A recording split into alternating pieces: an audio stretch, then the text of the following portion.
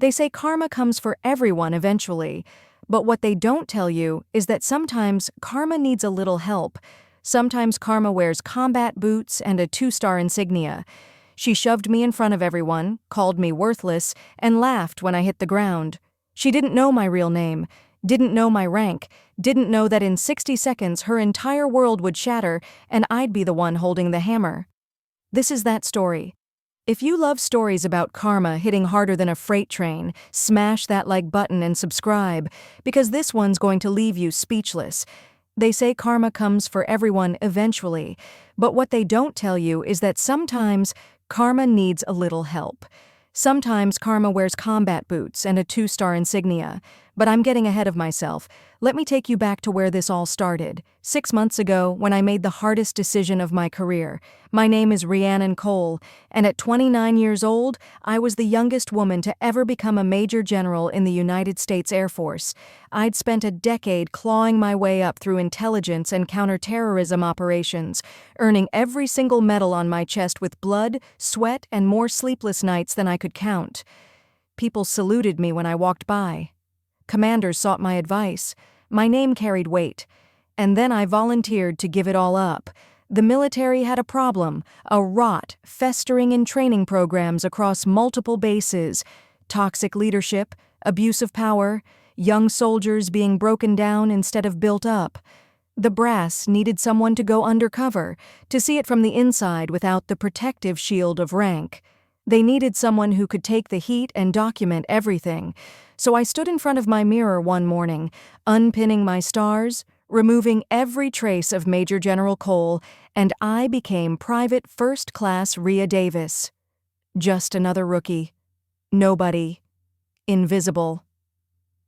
I arrived at Fort Blackwood on a gray Tuesday morning that matched my mood perfectly. The base was massive, intimidating, with a reputation for producing either the toughest soldiers or the most traumatized ones. There was no in-between. I was assigned to Delta Company, and that's when I first heard her name whispered like a curse, Captain Sloane Vexley. The other soldiers in processing didn't just warn me about her, they looked haunted when they spoke. "Stay invisible," one private told me. "She finds your weakness and exploits it."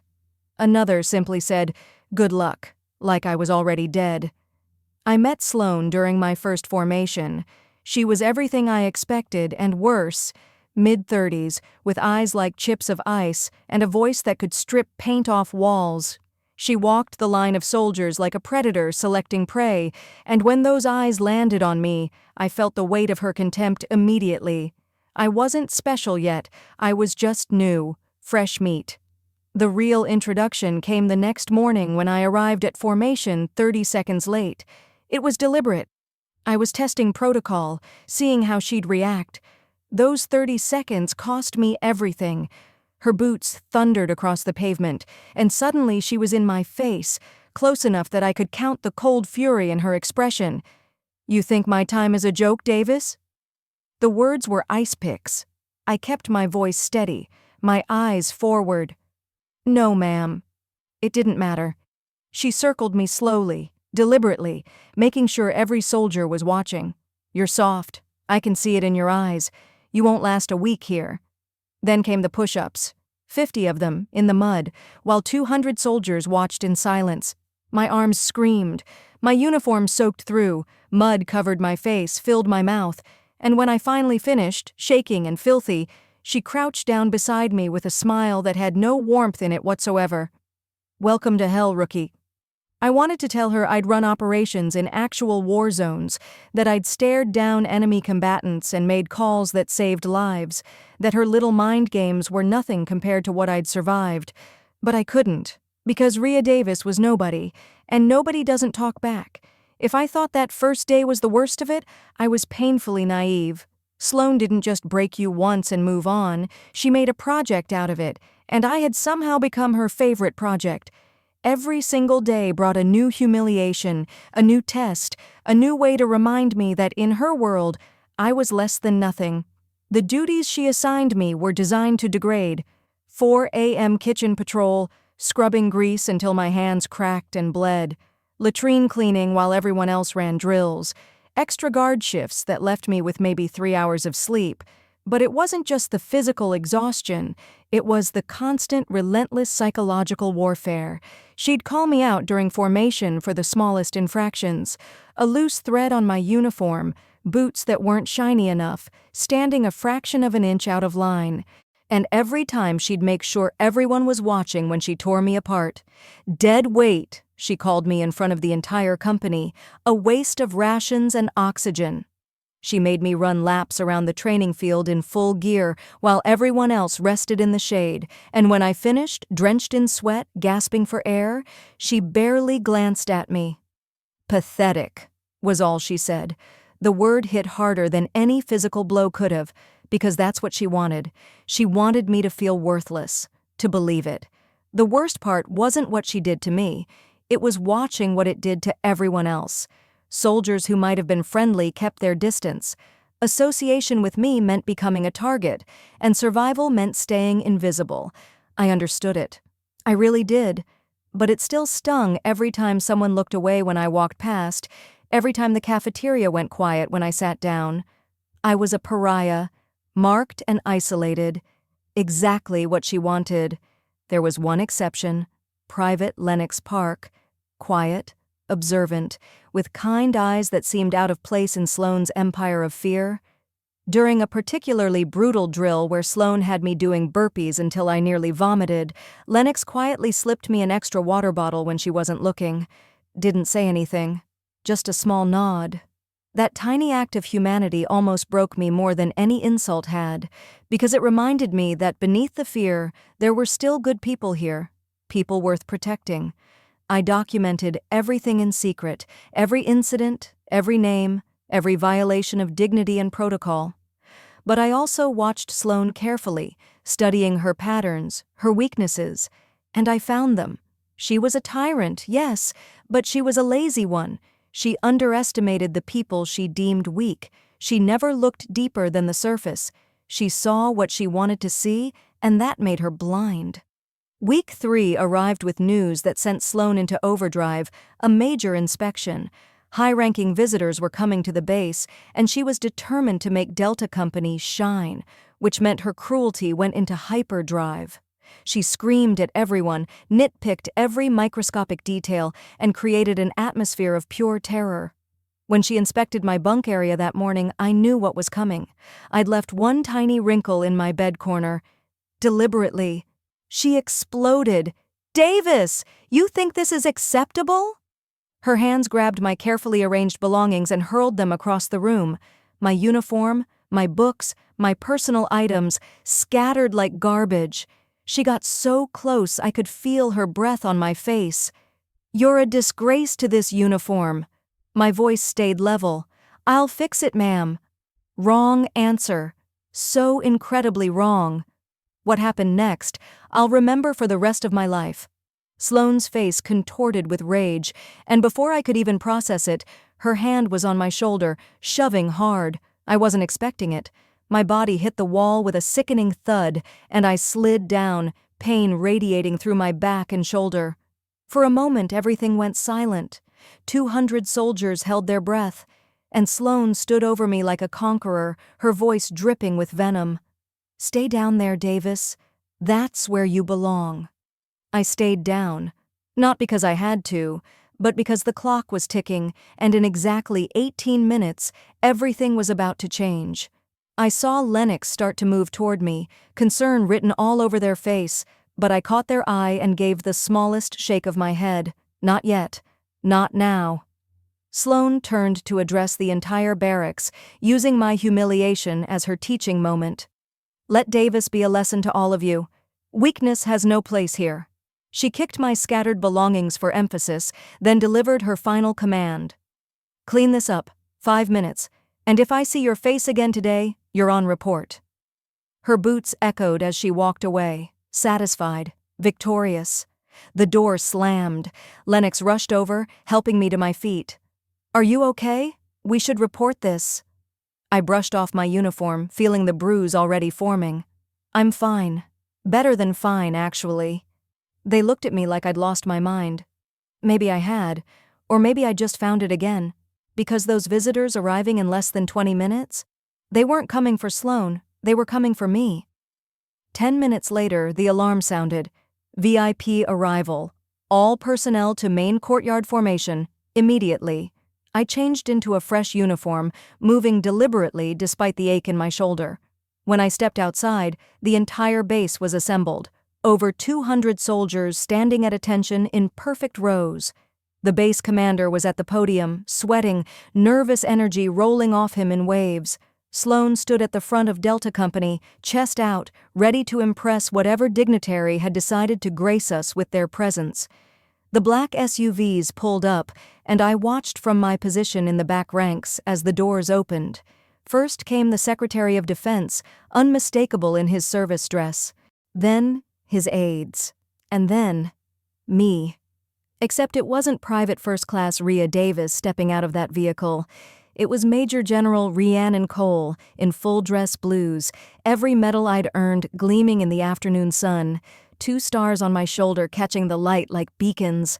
I started walking toward the formation, and I watched the confusion spread like wildfire, soldiers squinting, trying to understand why that rookie looked like, wait, that can't be? Oh my God. The realization hit Sloan like a freight train. Her face went from confusion to recognition to absolute horror in the span of 3 seconds. All color drained from her cheeks. Her legs actually wobbled, and in that moment, I saw everything she'd done to me flash behind her eyes. The base commander's voice cracked over the PA system. "Attention! Major General Rhiannon Cole is now on deck." 300 bodies snapped to perfect attention in unison. The sound was like thunder. I walked past rows of stunned soldiers, past officers who suddenly couldn't meet my eyes, and I stopped directly in front of Captain Sloan Vexley. She was shaking, actually trembling. Her mouth opened and closed, but no sound came out. I let the silence stretch. Let her feel every second of it. "Captain Vexley." My voice cut through the silence like a blade, and she flinched. Actually flinched. Major General, I didn't let her finish. "I spent 3 weeks in your unit, Captain. 3 weeks watching you abuse your authority, violate the dignity of soldiers under your command, and systematically destroy morale through fear and intimidation." Each word was precise, measured, deadly. Her face crumbled in real time, and I felt no satisfaction in it. Only a cold, hard resolve. I stepped closer, maintaining eye contact. "You called me weak. Dead weight. A disgrace to this uniform." I paused, letting those words hang in the air between us. "And 2 hours ago, you physically assaulted me. Shoved me into a wall hard enough to leave bruises. Do you remember that, Captain?" Her voice came out as a broken whisper. "I didn't know who you were. I didn't—" I cut her off again. "Exactly. You didn't know. And that's precisely the problem, isn't it?" I turned away from her, addressing the entire formation now. My voice carried across the courtyard, and every single person heard me. Leadership isn't built on fear. It's built on respect, trust, and the fundamental dignity of every person who wears this uniform. Captain Vexley forgot that. Or perhaps she never learned it in the first place. I turned back to her, and this time my voice was steel. "You are hereby relieved of command, effective immediately. You will face formal charges for assault on a fellow officer and conduct unbecoming. Military police." 2 MPs stepped forward, and Sloane's knees nearly gave out. They had to steady her as they approached. As they moved to escort her away, I leaned in close enough that only she could hear my final words. "You told me to stay down, Captain. You should have checked who you were talking to first." Her tears started then, silent and devastating, as she was led away from everything she'd built her identity on. The formation remained at attention, but I could feel the shift in energy. Shock, relief, fear, hope, all swirling together. I addressed Delta Company directly. "Some of you watched what happened to me and did nothing. I understand why. Fear is powerful, and she wielded it expertly. But that ends today. This isn't about punishment, it's about accountability and change."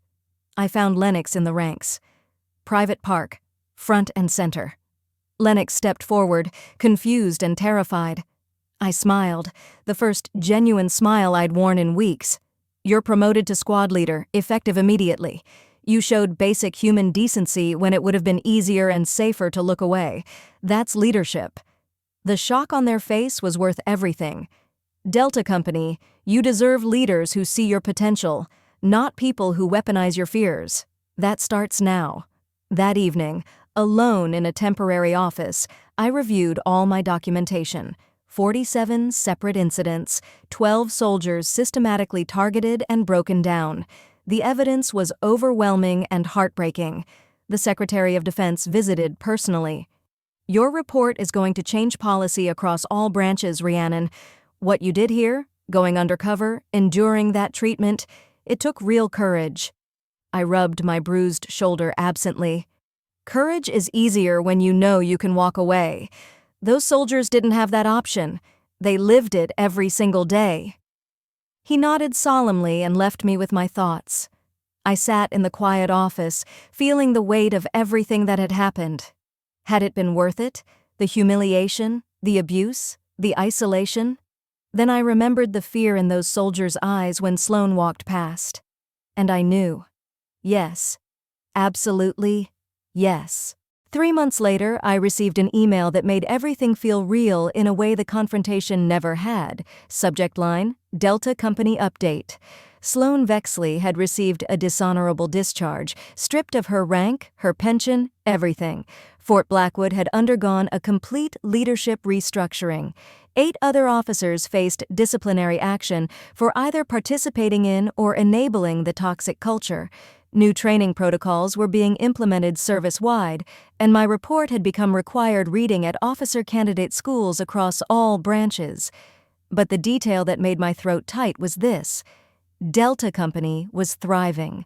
Morale scores had tripled. Re-enlistment rates were up. And Lennox, now Sergeant Park, had sent me a handwritten letter that I kept in my desk drawer. "Major General Cole," it read, "you gave us something we'd forgotten we deserved, our dignity, our voices, our humanity.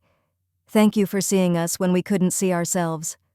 I must have read those words 100 times, and they hit just as hard every single time. 6 months after that confrontation in the courtyard, I returned to Fort Blackwood for a follow-up inspection. This time, I arrived as myself, announced in full uniform, with all the protocol and respect my rank commanded. But the difference wasn't in how they treated me, it was in how they treated each other. Soldiers walked with their heads up, they made eye contact, they smiled. The fear that had hung over that base like fog had lifted, and in its place was something I'd been searching for all along, genuine respect, earned and freely given.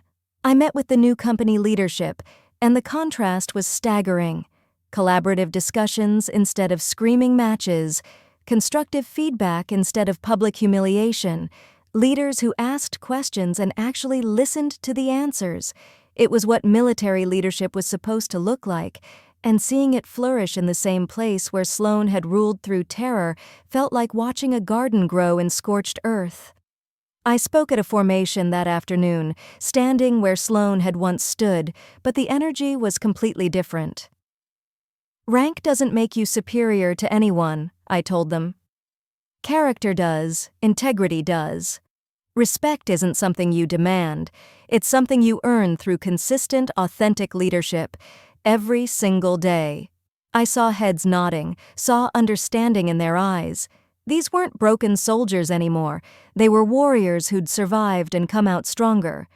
Walking through the base at sunset, I passed the barracks where I'd been shoved into a wall, where my belongings had been scattered like trash, where I'd sat on the floor and felt the bruise forming on my shoulder. Sergeant Park approached me, their uniform crisp, their bearing confident.